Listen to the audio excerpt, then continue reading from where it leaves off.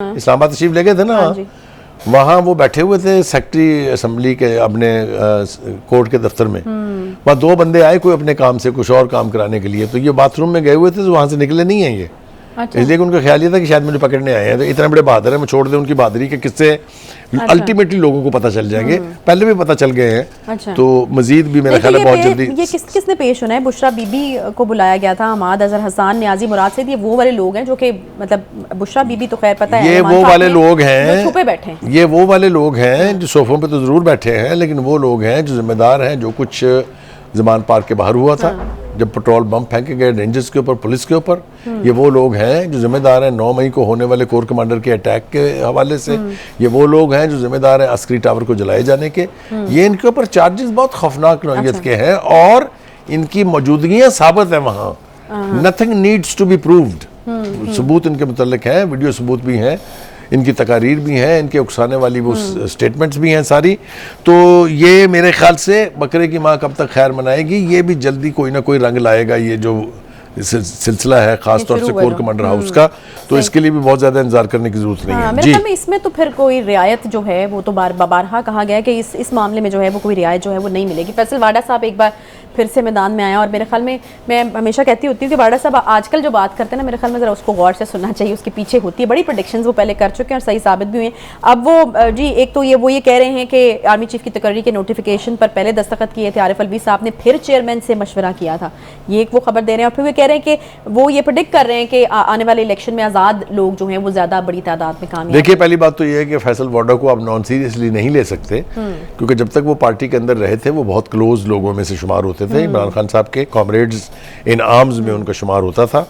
उन्होंने काफ़ी एक्सपोज किया है पार्टी को भी, पार्टी की लीडरशिप को भी। बहुत सारे टीवी इंटरव्यूज उसके हवाले हैं और मेरे ख्याल से वो चीज़ें लोगों को फैसल वाडा के जरिए पता चली हैं जो पहले नहीं पता थी खान साहब के बारे में या खान साहब की पार्टी के बारे में। ठीक है जी। दूसरी बात यह है कि एक और बात जो उन्होंने बड़े वसूख से कही है वो ये है कि एक तो ये वो उन्हीं लोगों का साथ देंगे जिनको वो आज़ाद करार दे रहे हैं। इसका मतलब ये है कि वो किसी पार्टी में नहीं जा रहे हैं। ये आज़ाद जो हैं ये किसकी बी टीम बनेगी इसके हवाले से अभी कुछ कहना जो है वो कबल इस वक्त होगा, लेकिन बहरहाल उनका ये जो आर्गूमेंट है कि एक बड़ी तादाद में इंडिपेंडेंट्स जीतेंगे और फिर वो जिस भी पार्टी के साथ बैठेंगे वही हुकूमत बनाएगी। इंदिया ये है वो जो दे रहे हैं। इसलिए उनका ख्याल ये है कि वो जो है वो आज़ाद उम्मीदवार के तौर के ऊपर इलेक्शन लड़ेंगे और उनका ख्याल ये है कि वो जीतेंगे भी। और उनकी बातों को सीरियस लेने की मेरे ख्याल में बुखारी साहब ये भी वजह होनी चाहिए कि उन्होंने जिस टाइम पे पार्टी को छोड़ा, अब उनके कनेक्शंस थे, उन्होंने सेंस किया चीज़ों को। लेकिन एक बात मेरे ख्याल से इससे ज़्यादा इंपॉर्टेंट बात ये है जो उन्होंने असद उमर के बारे में कही है। वो जो खान साहब के एरिस्टोटल थे, जी जी, वो उन्होंने कहा है नहीं उन्होंने तो कैटेगोरिकली उसके ऊपर इल्ज़ाम लगाया कि पार्टी को तबाह करने की वाहद जिम्मेदारी असद उमर के ऊपर है। और मैं सब्सक्राइब करता हूँ व्हाट वाडा is saying, there is no doubt about it. ये वो लोग हैं जो आज कह रहे हैं कि हमारा तो पार्टी से कोई ताल्लुक नहीं है और पार्टी ने उनको निकाल भी दिया है, लेकिन ये वही लोग हैं जो कहते थे ये इमरान यानी पार्टी का जो हेड है वो हमारी रेड लाइन है और अगर ये हुआ तो खून बहेगा, ये पता नहीं क्या क्या कहेगा ये। और शेख रशीद जाद दोनों को अपनी ज़बान पर कोई काबू नहीं था। एक ऐसा खौफनाक मंजरनामा दिखाते थे कौम को कि पता नहीं क्या क़यामत टूट पड़ेगी। वो क़यामत जो है वो इस वक्त ज़मान पार्क के बेडरूम में तशरीफ रखती हैं। अच्छा। और कोई क़यामत वामत नहीं है। अच्छा, पीटीआई के एक साबिक वफाकी वजीर की आज गिरफ्तारी है, गुलाम सरवर खान साहब, याद होगा? जी मुझे बहुत अच्छी तरह याद है। उन्होंने जो शोहरत पाई है वो ये है कि पाकिस्तान इंटरनेशनल एयरलाइन जो है उसकी बर्बादी का वो बायस बने हैं। वो अपनी मोहब्बत में अपने पार्टी के लीडर के जो उन्होंने बयान दिया था कि जी जितने पायलट हैं पीआईए के उनके तो लाइसेंस ही जाली हैं, 2 नंबर है।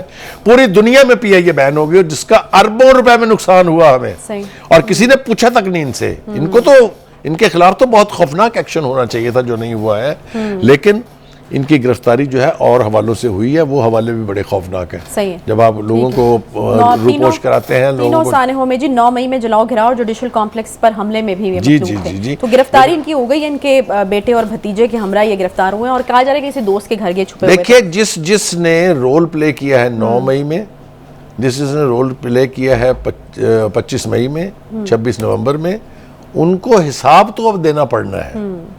इसमें तो कोई दो राय नहीं है, तो बचता कोई नहीं है। सही।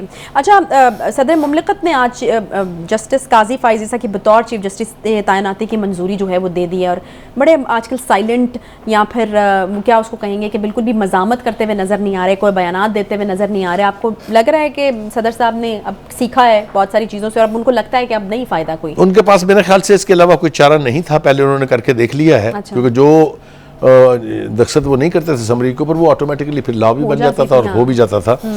अच्छा काम किया उन्होंने कि आने वाले एक चीफ जस्टिस को कंट्रोवर्शियल बनाने की बजाय उन्होंने चुप करके उसके ऊपर साइन कर दिए हैं। जाहिर है उनकी पार्टी के चीफ मुश्किल तो बहुत हुआ नहीं अभी आप इस समरी के ऊपर दस्तखत करते हुए, क्योंकि इसके हवाले से तो बहुत ज्यादा जी मैं उसकी तरफ आ रहा हूँ, जाने नहीं दूंगा आपको मैं।